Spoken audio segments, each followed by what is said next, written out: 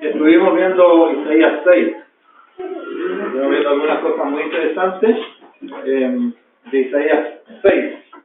Pero creo que el pasaje tiene mucho más, así que vamos a seguir viendo un poco más. Así que les invito a Isaías, el capítulo 6. Vamos a leer nuevamente el capítulo. Dice así la palabra del Señor. Isaías 6, verso 1. En el año que murió el rey Usías, vi yo al Señor sentado sobre un trono alto y sublime, y sus faldas llenaban el templo. Por encima de él había serafines, cada uno tenía 6 alas, con 2 cubrían sus rostros, con 2 cubrían sus pies, y con 2 volaban. Y el uno al otro decía, daba voces diciendo, Santo, Santo, Santo, Jehová de los ejércitos. Toda la tierra está llena de su gloria. Y los quiciales de las puertas se estremecieron con la voz del que clamaba, y la casa se llenó de humo.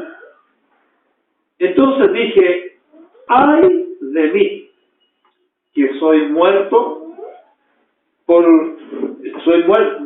Ay de mí, dice, que soy muerto, porque siendo hombre inmundo de labios y habito en medio del pueblo que tiene labios inmundos, han visto mis ojos al Rey Jehová de los ejércitos. Y voló hacia mí uno de los serafines, teniendo en su mano un carbón encendido, tomado del altar con unas tenazas, y tocando con él sobre mi boca, dijo, he aquí, que esto tocó tus labios, y es quitada tu culpa, y limpio tu pecado. Una perfecta figura de la cruz, ¿verdad? Versículo 8. Dice, después oí la voz del Señor que decía, ¿a quién enviaré? ¿Y quién irá por nosotros? Entonces respondí yo, heme aquí, envíame a mí. Hasta ahí quedamos, y vamos a leer un poquito más ahora. Dice, y dijo, anda, y di a este pueblo, oíd bien, y no entendáis. Ved, por cierto, y no comprendáis. Engruesa el corazón de este pueblo, y agrava sus oídos, y ciega sus ojos, para que no vean con sus ojos, ni oigan con sus oídos, ni su corazón entienda, ni se conviertan y haya para él sanidad. Y yo dije, ¿hasta cuándo, Señor? Y respondió él, hasta que las ciudades estén asoladas y sin morador, y no haya hombre en las casas, y la tierra esté hecha un desierto, hasta que Jehová haya echado lejos a los hombres y multiplicado los lugares abandonados de en medio de la tierra. Y si quedare aún en ella la 10ª parte, ésta volverá a ser destruida. Pero como el roble y la encina, que al ser cortada aún queda el tronco, así será el tronco santo entre el tronco de la simiente santa. Hasta aquí la palabra del Señor. Bueno, estuvimos viendo que Isaías fue al templo y tuvo una gran visión en el templo. Vio más allá de lo que veían los normales en el templo, sino que tuvo una revelación especial, ¿ya? Después que murió el rey Usías, ¿ya? Y vimos algunas cosas interesantes. Les voy a repetir lo que estuvimos viendo. Vimos en primer lugar que él vio la revelación se puede decir, de las más altas criaturas de Dios, de los serafines. Ya, hoy día vamos a profundizar un poquito más en este tema. Además de esto, él vio al Señor como Jehová de los ejércitos, el Rey. Vio el señorío y la soberanía absoluta de Dios. Nosotros vimos las cosas que él vio, ¿no? Así que en tercer lugar, él vio su realidad interna. Es imposible ver al Señor y quedar naranja. Es imposible, ¿ya? Cada vez que nosotros tenemos una visión del Señor, inmediatamente, necesariamente, tenemos que mirar nuestro fracaso interno, nuestra realidad interior, nuestro pecado, ¿ya? Nadie jamás puede decir que vio al Señor o que tuvo una experiencia con el Señor si esa experiencia no le lleva a reconocer su pobre realidad espiritual. Entonces él vio al Rey de los Reyes, entonces dijo: ¡ay de mí, que soy muerto! Porque siendo hombre de labios inmundos y que vivo en medio de un pueblo de labios inmundos, dice: mis ojos han visto al Señor, ¿ya? Probablemente él vio una teofanía de Jesucristo, porque nadie ve a Dios y queda vivo. Acuérdense que Jesucristo se presentó varias veces en el Antiguo Testamento, y en esta visión es imposible que haya visto a Dios, porque la Biblia dice que Dios habita en luz inaccesible. Él vio al Rey Jehová, y nosotros sabemos que Jehová es el Señor Jesucristo, ¿ya? Y entonces dice que vio su necesidad y dijo: ¡ay de mí! Vio el remedio de Dios, su pecado fue quitada su culpa, y esto no lo alcanzamos a ver, y si alcanzamos hoy día vamos a conversarlo, porque al final de todo podríamos decir todo el mensaje va encaminado hacia ahí, ¿ya? Él vio el propósito de su vida, una vida con propósito. El día para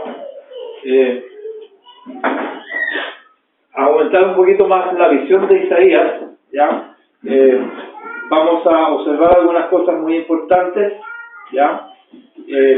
El ministerio de Isaías fue muy similar al ministerio de otros profetas como Jeremías, ¿ya? Y cuando el Señor habla del medio del trono, dice: ¿quién irá por nosotros? Primero dice: ¿a quién enviaré? Ahí tenemos claramente una enseñanza de la Trinidad, un solo Dios. ¿A quién enviaré? Y después dice: ¿quién irá por nosotros? Hijo, Espíritu Santo y el Padre, ¿ya? Hay una enseñanza muy clara de la Trinidad. ¿Y a quién irá por nosotros? El Señor sabía de antemano que él iba a ir, pero él hace esta pregunta para inquietar a Isaías.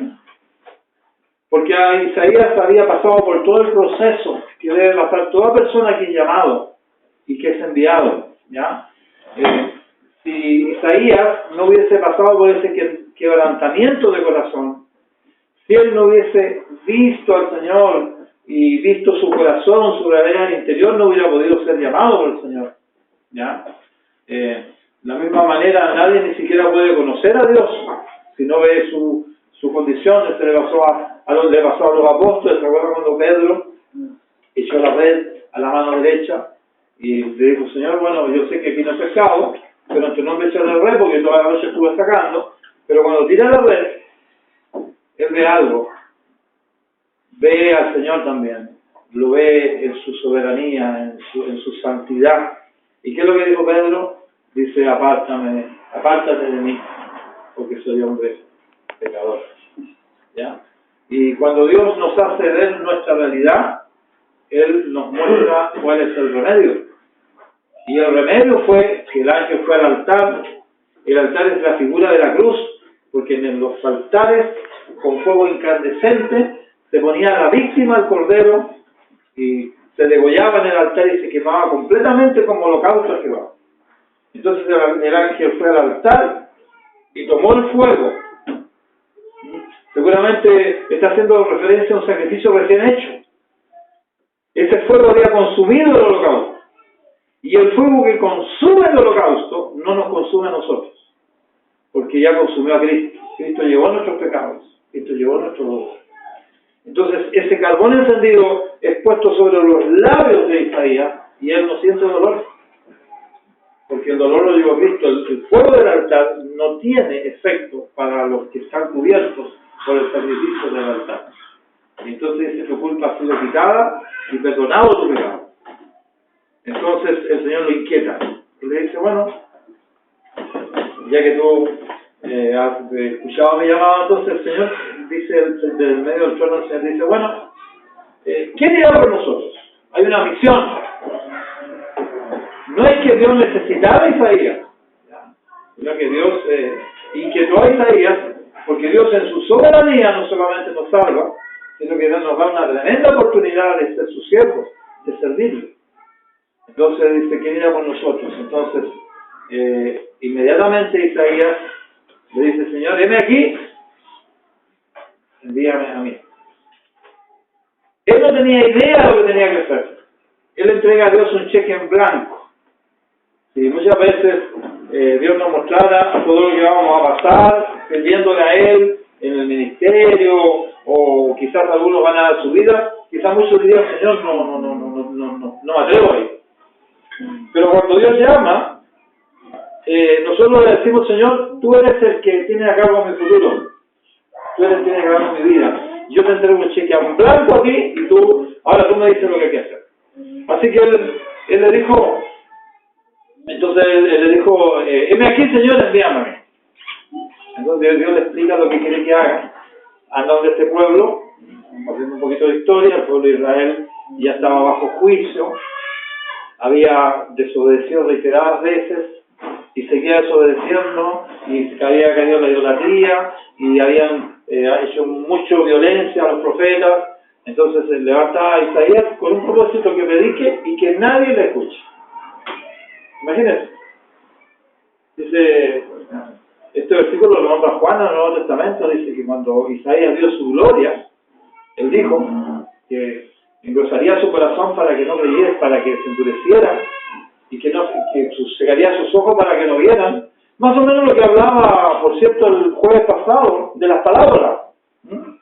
Que las parábolas eran para que la gente escuchara pero no entendiera. Solamente aquello que se acerca con fe a Dios, Dios se revela a ellos. Y entonces el pueblo quedó como algo histórico, quedó como un récord para nosotros, para que sepamos cómo Dios actúa. Y entonces dice que para que no se conviertan y para que Dios los sane. Esto dijo Isaías cuando vio la gloria del Señor. Y bueno, un ministerio terrible. Hay muchos ministerios. Bueno, realmente todas las personas que tenemos un ministerio somos todos, nos pasa lo mismo, a todos nos duelen las cosas que pasan, a todos, no sé, tantas cosas que suceden en la vida. Muchos se entristecen cuando hablan a espaldas de ellos cosas malas y se desaniman, pero cuando uno viene al Señor y Dios lo manda a uno dice: Señor, aquí tienes un cheque en blanco. No importa lo que vaya a pasar, no importa si mi vida está en riesgo, si mis bienes están en riesgo, no importa. Heme aquí, envíame a mí. Y él tuvo un ministerio terrible, un ministerio de desolación. Habló todo lo que iba a suceder, nadie le escuchaba, y él dice: pero ¿hasta cuándo va a hacer esto? Hasta que esté todo destruido. Ahí va a terminar su ministerio.